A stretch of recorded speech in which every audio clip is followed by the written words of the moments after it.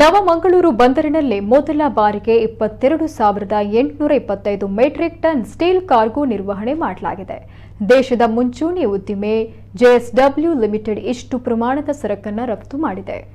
HR, CR coil, ಫ್ಲಾಪ್, billets, TMT ಮೊದಲಾದವುಗಳನ್ನು ಈಜಿಪ್ಟ್ನ ಡ್ಯಾಮಿಯೆಟಾ, ಇಟಲಿಯ ಮರ್ಗೆರಾ ಮತ್ತು ಸ್ಪೇನ್ನ ಸಗುಂಟೋ ಬಂದರಿಗೆ ಸಾಗಿಸಲು ಕಳೆದ ಭಾನುವಾರ ಕಾರ್ಗೋ ಹಡಗು ಎಂವಿ ಮಿನಿಯಾನ್ ಗ್ರೇಸ್ ಬಂದರಿನ 3ನೇ ಬರ್ತ್ಗೆ ಆಗಮಿಸಿದೆ. ನಿನ್ನೆ ಎಲ್ಲ ಸರಕುಗಳ ಲೋಡಿಂಗ್ ಪ್ರಕ್ರಿಯೆ ಪೂರ್ಣಗೊಂಡಿದೆ. ಬಂದರಿನಲ್ಲಿ ಹಡಗಿಗೆ ಎಲ್ಲ ಸೌಕರ್ಯ ಒದಗಿಸಿ ಯಾವುದೇ ಸಮಸ್ಯೆಯಾಗದಂತೆ ನೋಡಿಕೊಳ್ಳಲಾಗಿದೆ. ಮಂಗಳೂರು ಬಂದರು ಮೊದಲ ಬಾರಿ ಇಷ್ಟು ಪ್ರಮಾಣದ ಸ್ಟೀಲ್ ಕಾರ್ಗೋ ನಿರ್ವಹಿಸಿದೆ.